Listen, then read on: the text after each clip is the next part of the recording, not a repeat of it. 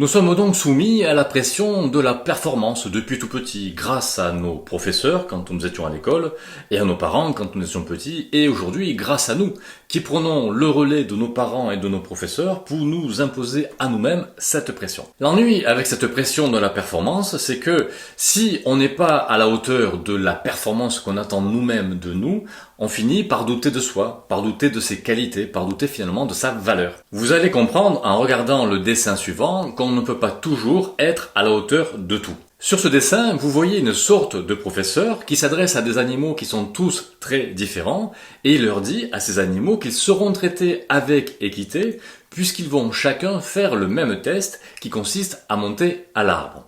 Or, certains animaux, comme par exemple le chimpanzé et l'oiseau, vont très bien arriver à monter à l'arbre, mais d'autres, comme le chien et le poisson, ne vont pas du tout y arriver. Et ce n'est pas parce que, intrinsèquement, le poisson et le chien n'ont pas de valeur, c'est juste parce que ça ne fait pas partie de leur capacité. Ces deux animaux, le poisson et le chien, sont très forts pour faire d'autres choses. Le poisson pour nager dans l'eau et le chien, par exemple, pour garder un troupeau. La morale de ce dessin et le message que je veux vous transmettre, c'est que on ne peut pas utiliser les mêmes critères pour juger les performances et donc les qualités des uns et des autres.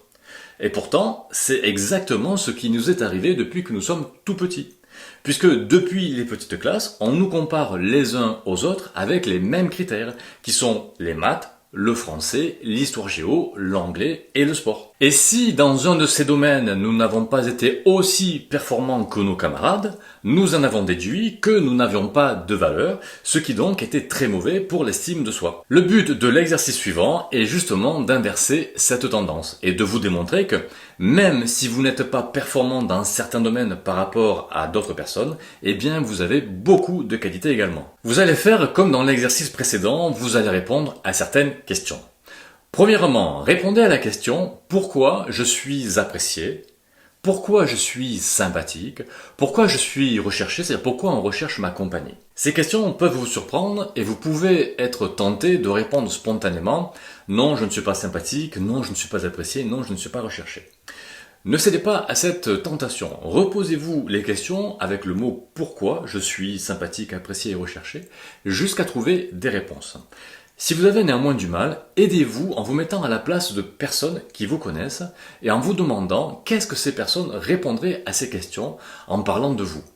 Donc, ces personnes se poseraient la question pourquoi lui ou elle est apprécié, recherché, sympathique. Deuxième question, quelle qualité mes amis me trouvent? Là, encore une fois, ça peut être difficile pour vous de répondre si vous avez le sentiment de n'avoir pas beaucoup de qualité. Mais mettez-vous à la place de vos amis et demandez-vous vraiment, en vous regardant, qu'est-ce qui répondrait à cette question, quelle qualité ils vous trouveraient. Pour répondre à cette question, donc faites d'abord l'exercice en pensant uniquement à la place de vos amis, et puis, quand vous avez fini, aidez-vous du PDF dont le lien est dessous cette vidéo, qui contient plus de 200 qualités. Troisième question, sur quel sujet on vient me demander de l'aide ou des conseils? Là aussi, peut-être que spontanément, vous avez envie de répondre « on ne vient pas me demander de l'aide ou des conseils », mais ce n'est pas vrai. Il y a des choses que vous savez et que les autres ne savent pas. Listez tous ces sujets sur lesquels on reconnaît votre compétence. Quand vous avez répondu à ces 3 questions, relisez bien toutes vos notes et prenez conscience que vous avez des qualités comme tout le monde et que grâce à ces qualités, vous avez de la valeur vous aussi.